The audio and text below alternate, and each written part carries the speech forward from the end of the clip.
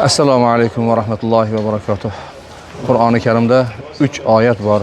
3 ta suradan bittadan oyat.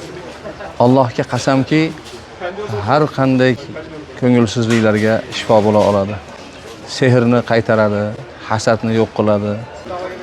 Zolimni zulmini kesadi va zolimni ustidan sizni g'olib qiladi. Baraka eshiklarini ochadi, g'am tashvishlarni ketkazadi. Alloh taolo mana bu oyatlarni bizga ne'mat qilib yuborgan. Birinchisi Ali İmran surasının 173. ayeti. A'udhu billahi mineşşeytanirracim. Ellezine qala lehumun nasu innan nasa qad jama'u lekum fahşawhum fazadahum imanan ve qalu hasbunallahu ve ni'mal vekil. Qaytaraman.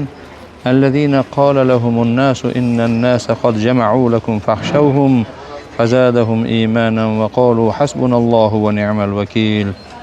İkinci ayet Enbiya surasının 87. ayeti.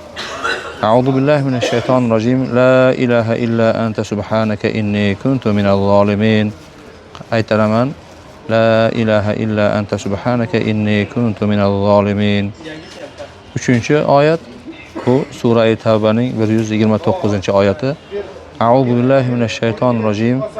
Fe in tevellev fekul hasbiyallahu la ilahe illahu عليه توكلت وهو رب العرش العظيم. Qaytaraman. فإن تولوا فقل حسبي الله لا إله إلا هو عليه توكلت وهو رب العرش العظيم. صدق الله العظيم. Alloh taoloning kalomida hayotdagi hamma holatlarga javob, hamma ko'ngilsizliklarga shifo, hamma savollarga javob bor.